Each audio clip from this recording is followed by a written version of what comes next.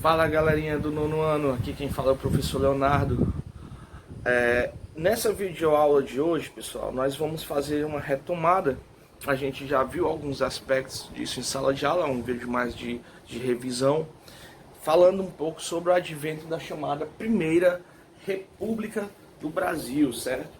Então aqui a gente vai ver alguns aspectos importantes de como os primeiros anos da República se constituiu, as divisões que historicamente a gente faz dentro do conceito de Primeira República, né? A gente vai entender por que o nome é Primeira República. E posteriormente, nos próximos vídeos, nos aprofundaremos mais em termos mais específicos dessa primeira questão, certo? A Primeira República também ela é conhecida como a chamada República Velha. Velha, obviamente que nesse período ela não tinha essa denominação. Posteriormente, né, a gente vai ver aí a partir de 1930, com o advento da Revolução de 30 de Getúlio Vargas, vai assumir esse caráter, né, meio negativo de chamada de República Velha. É importante salientar que a República Velha ela vai chegar num momento muito específico do Brasil, com a derrocada aí da monarquia, significava o fim da monarquia, o advento da nova era republicana. Isso não quer dizer que tenha mudado muita coisa em relação a como a população do Brasil era tratada. Vocês viram no final do 8º ano que a transição entre o fim da monarquia e o começo da república, ela se deu de uma forma elitista, sem haver necessariamente a participação da população dentro desse processo, né? Como sempre, a população ela ficou à parte, né? Aqui nós temos duas subdivisões, né, da chamada República, da Primeira República, ou chamada República Velha. A primeira parte é a República da Espada. Lembrando que um dos primeiros apoiadores, digamos assim, grandes forças que fizeram com que Dom Pedro caísse, Dom Pedro II caísse, foram os militares. Então, eles que promoveram, né, de certa forma, esse primeiro golpe, né, que iniciou em 1889. Né? Outro fato importante também pode ir por conta do fim da monarquia, foi também o fim da escravidão, que se deu um ano antes, em 1888. Como eu falei, aqui a gente vai apenas fazer um resumo desse primeiro momento da Primeira República. A República da Espada também tem essa denominação porque os dois primeiros presidentes do Brasil, eles são oriundos de onde? Dos militares. Eles eram militares. Quem são eles?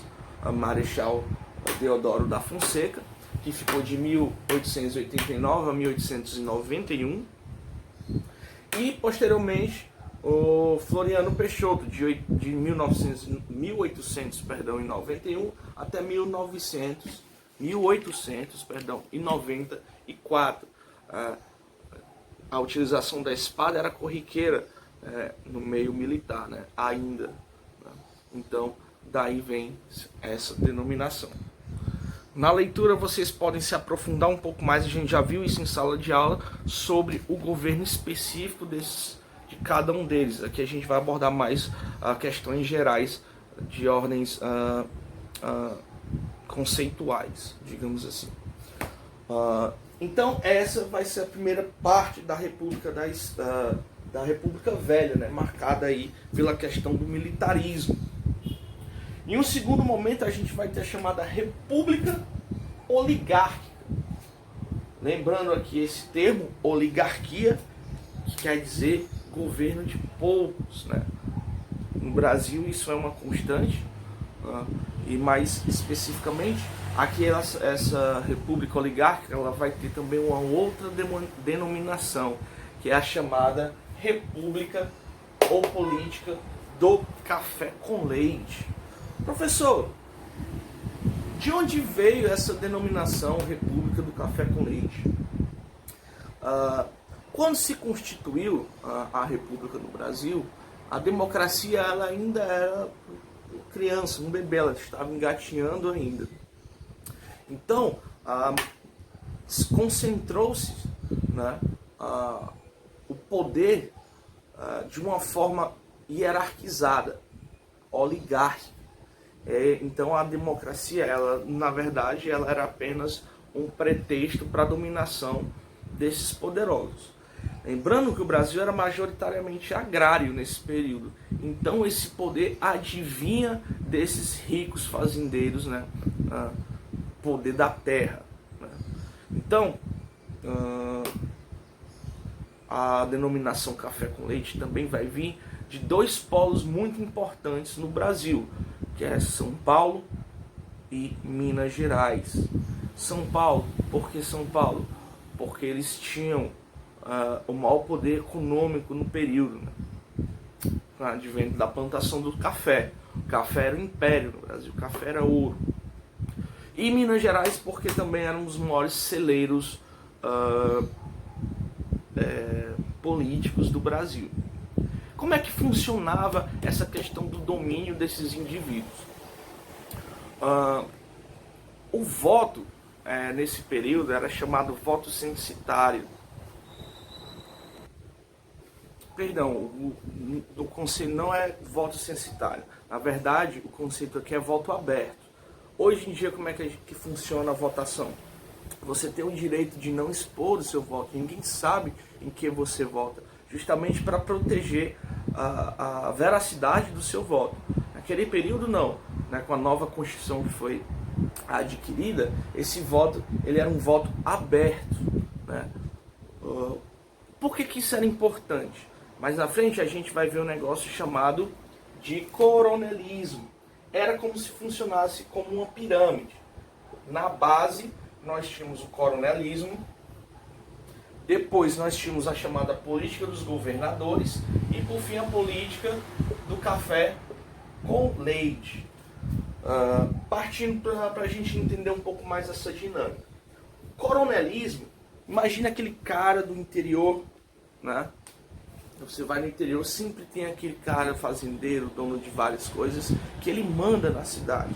Ele tinha uma relação intrínseca com o povo, de favores principalmente. Além do favor, a questão também da coerção, ou seja, da intimidação, da força bruta. Então esse indivíduo forçava esses eleitores a votar no candidato que ele queria. Então, a partir desse momento, nós temos uma troca de favores entre os poderes, né? Os governadores diziam quem eles queriam eleger, o coronelismo entrava em ação com a população, com seu público votante, né? Eles elegiam os governadores. Esses governadores também mantinham relação de troca de favores com essa questão da política do café com leite, que voltando funcionava da seguinte forma: São Paulo e Minas Gerais se alternavam no poder de 4 em 4 anos, ou seja, em uma eleição entrava um presidente paulista, na próxima eleição entrava um presidente mineiro, assim sucessivamente, apoiado principalmente pelos governadores e pelos coronéis locais. Isso fazia com que o poder se concentrasse nessas duas regiões. Professor, houve presidentes de outros estados nesse período? Sim, mas sempre atrelados ou a São Paulo ou a Minas Gerais. E dessa forma se perpetuava a questão das oligarquias no poder do Brasil nesse período da República Velha. Empolhos, essa explicação introdutória também revisionária, de revisão. Nas próximas aulas a gente vai aprofundar muito mais questões relacionadas a esses pontos. E para a atividade, nós temos a página 234 até a página 237. Grande abraço, valeu, até a próxima.